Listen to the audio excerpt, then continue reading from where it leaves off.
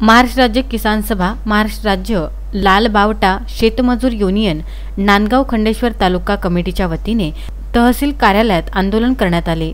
शेतकरी शेतमजुरांच्या प्रश्नांची सोडवणूक करण्याबाबत आयोजित देशव्यापी आंदोलनाअंतर्गत लाक्षणिक उपोषणाबाबत तहसीलदार यांच्या हस्ते राष्ट्रपती यांना निवेदन सादर करण्यात आले। त्या निवेदनामध्ये विविध मागण्यांचा समावेश होता। निवेदन देताना राज्य सचिव कॉम्रेड तुकाराम भस्मे, कॉम्रेड संजय मंडवधरे, महाराष्ट्र राज्य लाल बावटा शेतमजूर युनियनचे अमरावती विभागीय संपर्क प्रमुख हरिदास राजगिरी, तालुका अध्यक्ष विनोद तरेकर, कॉम्रेड सुनील मेटकर, भाकपचे अमरावती जिल्हा सचिव हरिदास देशमुख, नारायण भगवे, योगेश कंसे, माधव ढोके, बाबाराव इंगडे, मोरेश्वर बंजारी आदी उपस्थित होते। किसान सभा महाराष्ट्र राज्य लाल बावटा शेतमजूर युनियनच्या वतीने आज हे 3 सप्टेंबर रोजी तहसील कार्यालयासमोर साखळी उपोषण, लाक्षणिक उपोषण या ठिकाणी आयोजित करण्यात आलेला आहे। देशभर अखिल भारतीय किसान सभा, भारतीय खेतमजदूर युनियन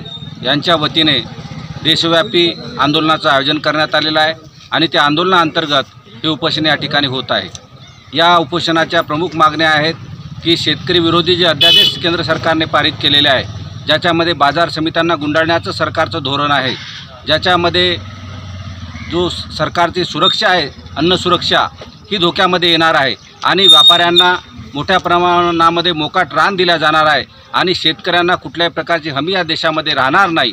आणि म्हणून स्वामीनाथन आयोग गुंडाळून ठेवून एका बाजूला शेतकऱ्यांना हमी न देता दुसऱ्या बाजूला या ठिकाणी या देशामध्ये एक नवे अध्यादेश 3 सरकारनं कोविडच्या काळामध्ये पारित केलेला आहे। याचा विरोध करण्यासाठी, याचा निषेध करण्यासाठी हे अध्यादेश मागे घ्यावे या प्रमुख मागणीसाठी याचं आंदोलन या ठिकाणी आहे। त्याचप्रमाणे या कोरोना महामारीच्या काळामध्ये शेतकरी शेतमजूर आणि जे आयकर भरत नाही अशा सर्व लोकांना 7,500 रुपये कोविडच्या काळामध्ये दरमहा मिळाले पाहिजे ही मागणी आहे। अन्न सुरक्षेची हमी या देशामध्ये निर्माण झाली पाहिजे। प्रत्येक कुटुंबाला 10 किलोपेक्षा जास्त धान्य हे दिल्या गेलं पाहिजे, जीवनावश्यक वस्तू दिल्या गेल्या पाहिजे। ह्या प्रमुख मागण्या घेऊन हे आंदोलन आहे। त्याचप्रमाणे या नांदगाव खंडेश्वर तालुक्यामध्ये बोगस बियाण्याचा प्रश्न गंभीर झाला, ज्याच्यामध्ये सरकारकडे 1750च्या पेक्षा जास्त तक्रारी या ठिकाणी देण्यात आलेल्या आहेत। त्यामध्ये बऱ्याच प्रमाणामध्ये त्या ठिकाणी सर्व तक्रारीचा निपटारा झालेला आहे आणि त्या सिद्ध झालेला आहे की त्या बोगस बियाण्या कंपन्या आहे आणि त्या कंपन्यावरती कारवाई झाली पाहिजे आणि संपूर्ण शेतकऱ्यांना नुकसान भरपाई मिळाली पाहिजे ही सुद्धा मागणी आहे। त्याचप्रमाणे वीज बिलाचा जो मुद्दा आहे तो सुद्धा प्रथम क्रमांकाचा मुद्दा आहे। या ठिकाणी सर्व शेतकरी शेतमजूर कष्टकऱ्यांचे वीज बिलं मोठ्या प्रमाणामध्ये सरकारने दिलेले आहे, जे सामान्य माणूस सामान्य शेतकरी भरू शकत नाही आणि म्हणून ते संपूर्ण वीज बिल माफ झालं पाहिजे।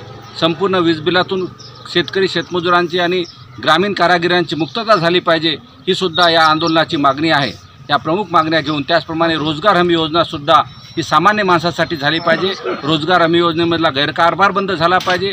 रोजगार हमी मागेल त्याला काम मिळालं पाहिजे।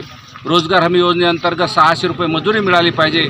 शेतकरी शेतमजुरांना 6,000 रुपये पेन्शन मिळालं पाहिजे। या संबंध मागण्या घेऊन आणि घरकुलाचा प्रश्न या सर्व सामान्य माणसाच्या मागण्या घेऊन उत्तम ब्राह्मणवाडेसह उमेश चव्हाण, विदर्भ न्यूज, नांदगाव खंडेश्वर।